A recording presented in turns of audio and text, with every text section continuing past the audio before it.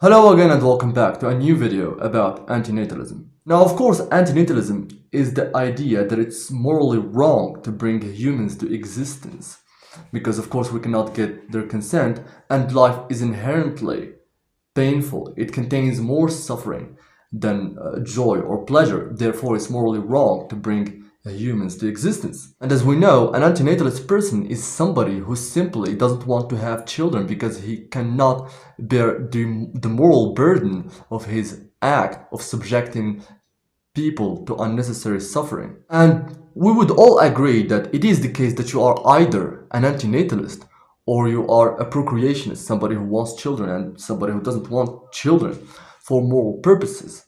So we can perceive it as some black and white, but is there some gray area involved? For instance, if you ask an antinatalist, would you have children? He would respond, no, I cannot do that because it's morally wrong. But if you ask a procreationist, he would respond that, yeah, I would do that because I love having a family. But sometimes you ask a person without knowing whether he subscribes to antinatalism or not, and he tells you this: I want children, but I cannot afford them now. I want children, but my financial situation is pretty hard now. And I won't have them in this instance because they will be subject to the pain of not having enough money. Let's have another example. We have, for example, a couple, a husband and a wife, but their country is having a war and it's not safe. So they respond to you that they don't want to have children because of the war going on, because of the political situation, because of the safety situation. Of course, you would say that this couple is a procreationist, but at the same time, isn't he also an antinatalist for refusing to have children because they would suffer? This couple definitely demonstrates characters of procreationists by wanting to have children, but at the same time they also demonstrate characters of antinatalists but by not wanting to have children, even if it was only in that time. Let's say, for example, a person who is diagnosed by a serious disease and the doctor said that this disease is hereditary, and the doctor advised him and saying that if you have children, your children will also have this disease hereditarily, necessarily. So this person tells you that he would have had children if he was 100% healthy, but now that he has this disease, he doesn't want to pass it to his children. So he acknowledges some degree of suffering involved of his children coming to existence. At one time he wants to have children, he is a procreationist.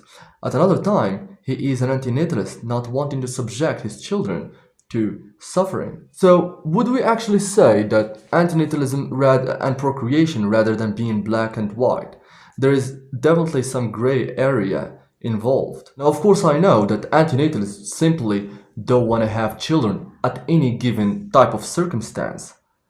But isn't also the case that procreationists also want to have children at any given type of circumstance?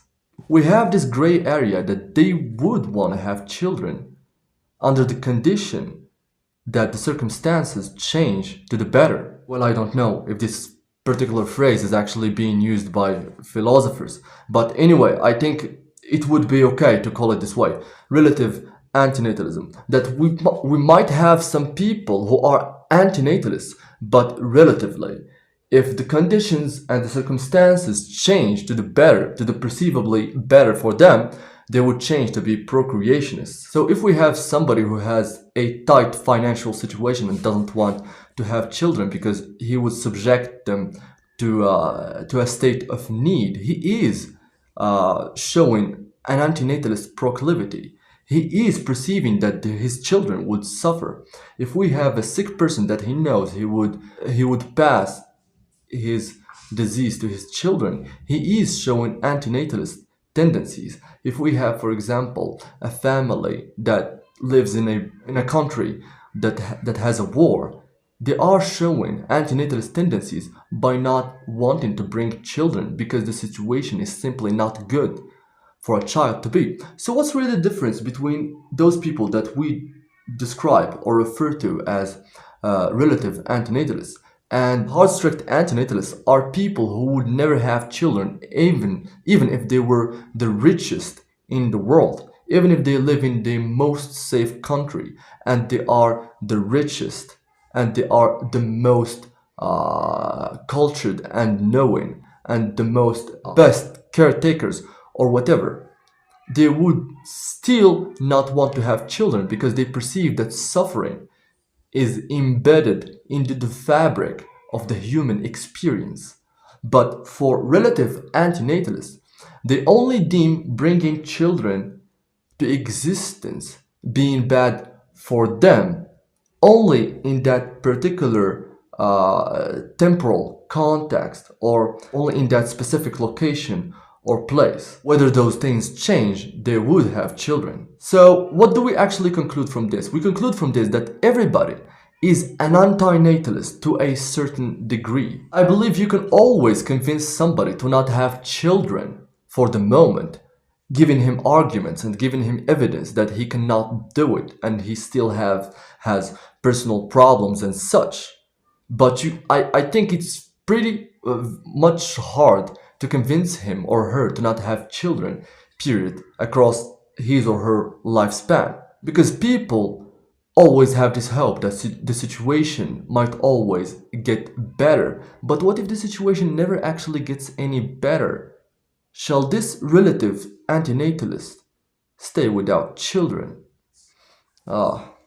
It depends really. But if the pleasure of having your own family and the pleasure of having children and the pain of loneliness just beats you, you would end up having children. Even in the case of antinatalists, hard, strict antinatalists, we might have antinatalists who just got beaten by loneliness and hard emptiness and by the pressure of society, like their families and their surrounding. I have a friend who was a hard antinatalist, but he was beaten by the pain of loneliness and the pleasure of company and having a family.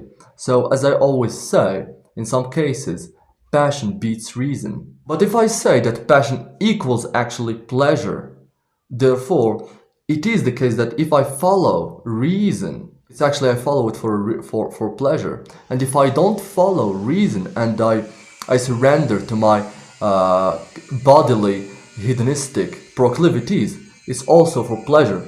But pleasures are just different. It doesn't mean that when I follow reason, I follow it for reason itself. There must definitely be always some source for action. So we might just say pleasure A beats pleasure B. Lots of families decide to have abortion because the doctors show them that their children would not be like any other son or daughter would be, for example, mentally or physically impeded. That's definitely a form of antinatalism. It is just the case that your antinatalism is actually relative.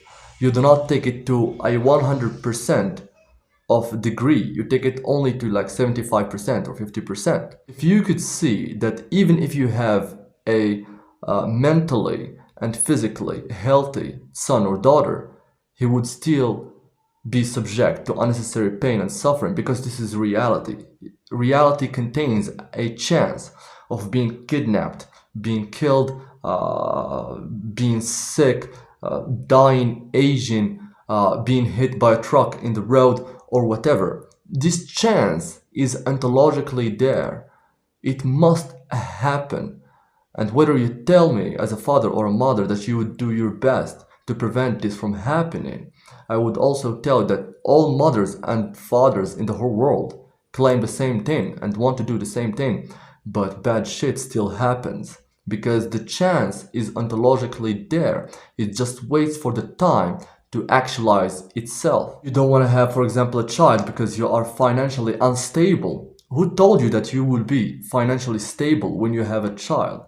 Who told you that you would always be able to financially support your children? Who told you that your child himself, once being an adult, would be financially stable himself or herself? You don't want to have children because you're afraid to pass your hereditary disease to your children. Who told you that your children will not end up being depressed? Who told you that your children will not end up having cancer or anything. You don't want to have children because your country is going through war. Who told you that your country will not go through war again when you have children? Who told you that your children shall live in peace their whole lives? Countries go to war, and safety is not always 100% guaranteed. You take a decision of having children based on what you see and what you perceive in the present, and illogically concluding that it is the case that the future would be like the present, which is wrong. But a strict antinatalist doesn't want the horrible experience of existence, the burden of existence, to pass to his own children, since he knows he would love his children most dearly, and he doesn't want to burden them with the horrors of existence. He or she takes no chances. Life for antinatalists is inherently not worth starting. So the pleasure of compassion for antinatalists, alongside with the desire to avoid the pain of seeing your children suffer in the world, knowing that you are the sole responsible agent for their suffering, beats the other pleasure of wanting to have a family of your own. So that's it guys for this video. I wish you enjoyed it, and thanks again for watching, and see you in the next one.